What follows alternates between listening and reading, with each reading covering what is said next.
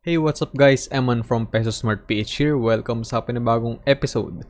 Shoutout din sa mga podcast listeners natin. I appreciate you all. Today, yung i-discuss natin is yung mga rules to follow ng mga defensive or passive investors. Let's jump right into it. So, itong mga principles na i-discuss ko or itong mga rules na ito is nanggaling or dinerive sa libro ni Benjamin Graham na The Intelligent Investor. So, yung una mong dapat i-consider or i-follow is diversification. Okay, so dapat saktong-sakto lang yung diversification mo, no? Hindi ka dapat nag-over diversify sa mga investments or sa mga stocks na binibili mo. So, dapat talagang adequate lang pero hindi excessive. Isang rule of thumb na pwede natin lahat sundin according kay Benjamin Graham is mag-ala tayo ng stocks like 10 to 30 stocks. So 10 yung minimum, 30 yung maximum. Pero syempre at times hindi naman to dapat strictly i-follow. Pero I think dapat at least talaga meron kang 10 stocks para like merong panghabol, no? For example, may isang malaking loser kang stock and then may isang talagang winner kang stock. So para mag-even out lang sila. Pwede natin i-apply dito yung old saying or old idiom na don't put all your eggs in one basket. Kasi pagka nag-all-in ka sa isang stock lang or for example sa isang idea and then wala kang backup plan or walang sasalo kapag ka nag-fail yung idea na yun or yung stock na yun. Kumbaga hit or miss lang. So pagka nag-fail, talagang fail lang. And kapag ka sinuwerte ka, no, and then naging successful yung idea mo or yung stock is naging winner, then good for you. Pero syempre, dapat merong backup palagi. Kaya 'di ba meron tayong plan B, plan C so that we can fall back into that thing or that investment or that stock kapag ka nag-fail yung una nating idea. Okay, so next up, silipin natin yung mga stocks ni Warren Buffett. Nag-diversify nga ba siya or hindi? So ito yung top 5 stocks ni Warren Buffett or ng Berkshire Hathaway. So yung una is Apple. So obviously, nasa tech industry to, computer and software, hardware. Then Bank of America, finance yan. The Coca-Cola Company, I think ito na yung pinakamatagal na stock na hawak ni Warren Buffett. And isa sa mga pinakamalaking dividend paying companies na hawak niya. And then American Express, that's another financial company.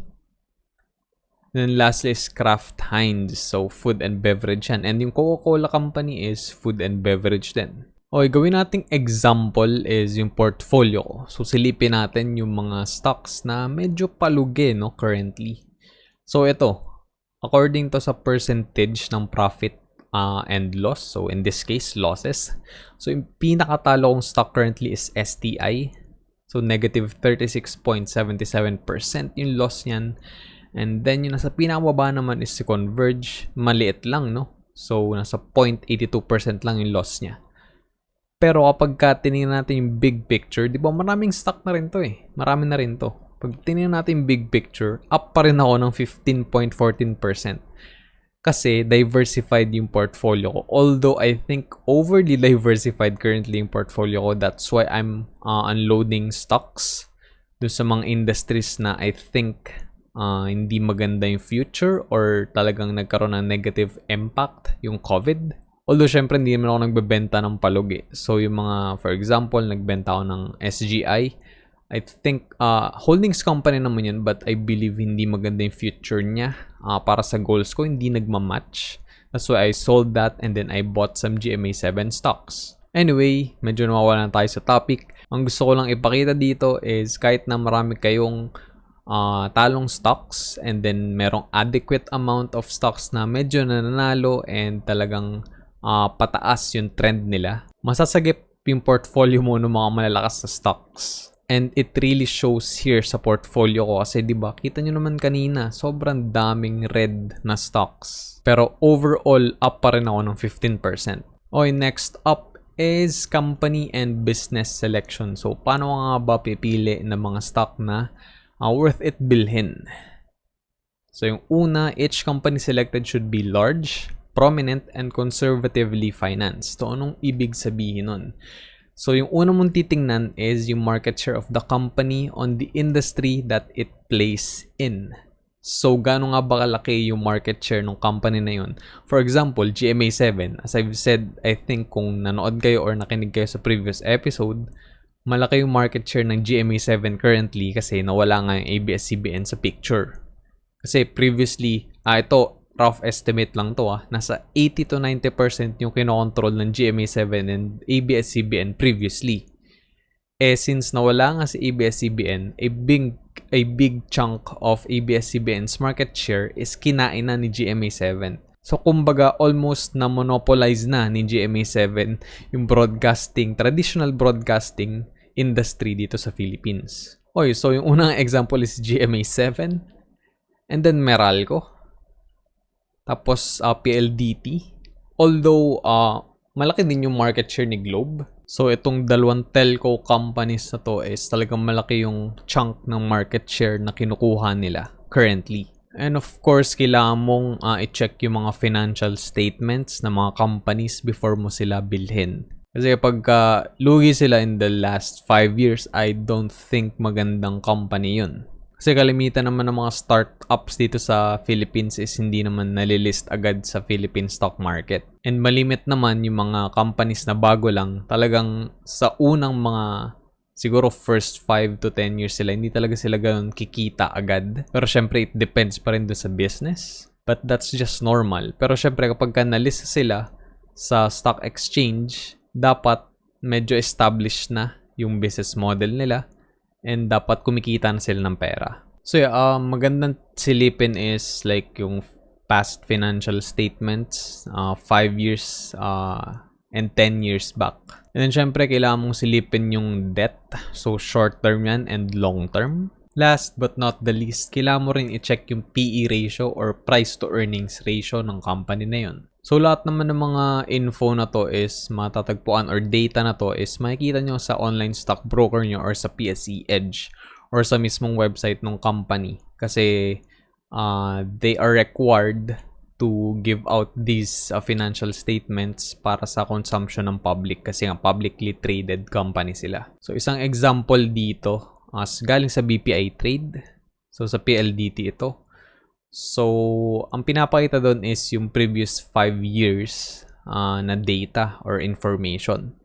So, kita nyo dito, 2015 to 2019, meron yan lahat. And then, same din sa mga price ratios ng company. So, same lang din, 2015 to 2019. The previous 5 years, available yan. Readily available yan sa BPI Trade. Okay, next up is dividend payments. So, medyo may correlation to dun sa previous topic or previous rule na diniscuss natin. Kasi hindi naman makapagbayad ng dividends ang isang company kung hindi sila kumikita.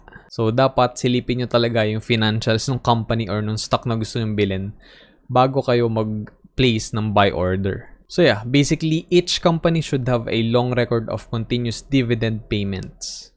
And yes, as I've said earlier, check the financial statements. Importante is yung net income in the last 5 to 10 years. And dyan papasok yung dividend yield for the current year. And then yung 5-year average dividend yield na binibigay nila.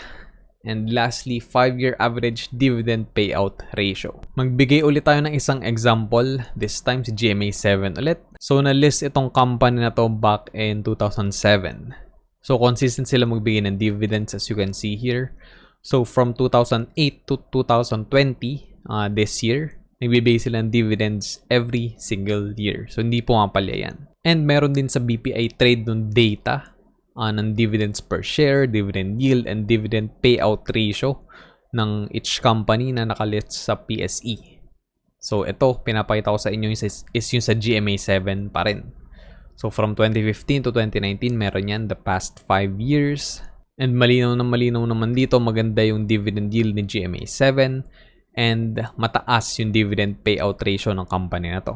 Okay, now last but not the least is yung price threshold or like yung limit na isiset mo para dun sa mga stocks na bibilin mo. Syempre kapag ka naman sobrang overvalued ng stocks or nung stock na gusto mong bilhin, hindi naman ideal na mag-overpay ka, no, para dun sa company na yun. Kahit na sobrang ganda ng company, sobrang consistent magbigay ng dividends, mataas yung yield, kung overpriced naman siya, parang hindi naman worth it bilhin, no? Okay, so the investor should impose some limit on the price he will pay for an issue in relation to its average earnings over, say, the past 5 to 10 years. So, dyan papasok yung PE ratio ulit, price to earnings, and then yung PEG ratio. So, let's give an example ulit. GMA7 ulit to, no? So, dun sa BPI trade din, kung yun yung ginagamit nyo, makikita nyo yung lahat ng closing price ng isang stock on any given year the past 5 years. So, nung 2015, 6.90 siya. 2016, 6.27. 2017, 5.84. 2018, 5.44. 2019, 5.33. So, i-add nyo lang yan, limang yan, and then divide nyo sa 5.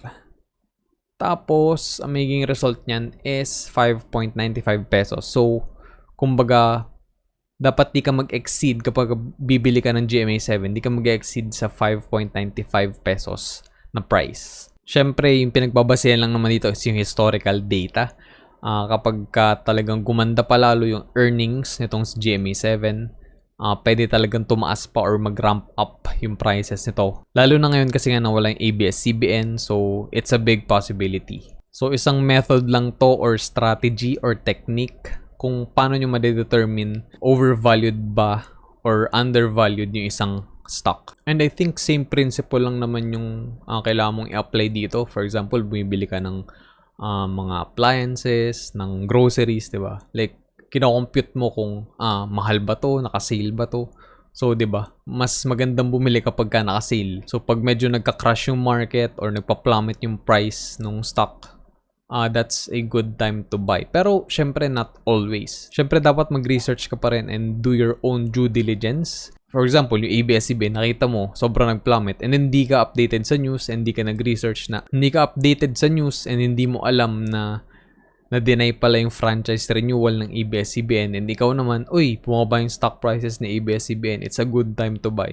And then after the fact, nung nakabili ka na, tsaka mo lang nalaman, oh shit, kaya pala nagmura or kaya pala bumagsak yung prices ng stocks ni ABS-CBN is because, ayun nga, na-deny yung franchise renewal nila. Pero yung mga pag-plummet ng prices back in March, ayun, dahil sa COVID, I think that is a good time to buy kasi lahat ng stocks talaga is bumagsak. Okay guys, we are heading towards the end of this episode. Silipin natin yung sources for today's video. We have a photo from Unsplash, si Investopedia, BPI Trade, The Intelligent Investor nga, yung libro ni Benjamin Graham, and Giphy. Lahat ng mga links niyan is matatagpuan sa description sa baba. Before we end today's episode, we have a quote galing kay Bill Gates.